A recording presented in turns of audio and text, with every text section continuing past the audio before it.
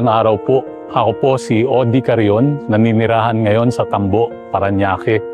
Ang aking pong pamilya ay Tubong, Batangas City.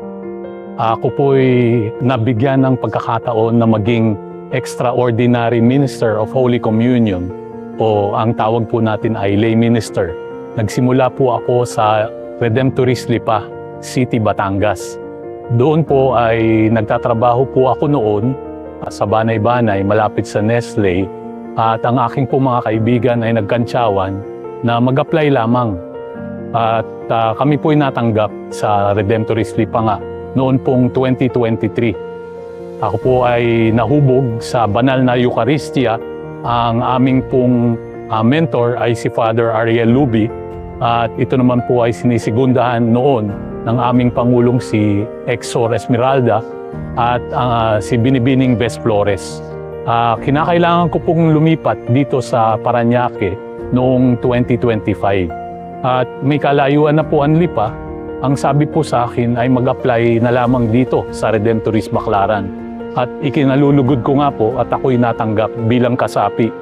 Lubos na nagpapasalamat po ako kay Father RJ Bilangel at sa aming pong Pangulo Coordinator, si Ginoong Jun Buksit, at sa aking mga kasama. Napakarami na pong pagsubok na dumating sa aking buhay. At hindi po tayo pababayaan na nating Panginoon, lalo't lalo na kung tayo'y tumatawag. Tulad na po sa matinding dagok ng ang aking inay mawala nang siya'y lumisan noong pandemic. Ako po ang nag-iisa rito, wala po ang aking mga kapatid. Nasa abroad po sila. Subalit sa gabay ng dasal, tuloy na pagtawag sa kanya, na idaos ko po hanggang sa maihatid ko po sa huling hantungan ang aking ina.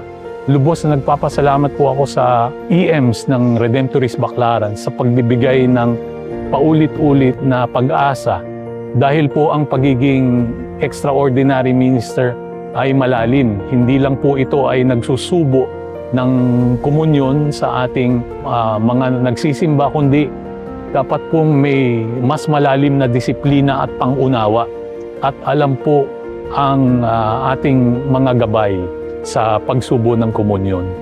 So, ang aking pong mensahe sa inyo ay huwag ho niyo i-underestimate ang kapangyarihan ng dasal. Ang ating Panginoon po, tandaan po natin, ay hindi natutulog. Pero ang demonyo po ay hindi rin kumukurap. At gagawa po siya ng mga tukso na ikalilihis ng ating pananampalataya. So kapit lang po lagi. Hindi po madali ang buhay, andyan po ang agos. Tayo po'y magdasal lagi.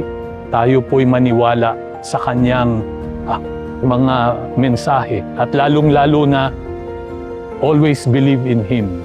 Not our will, but the Lord's will be done.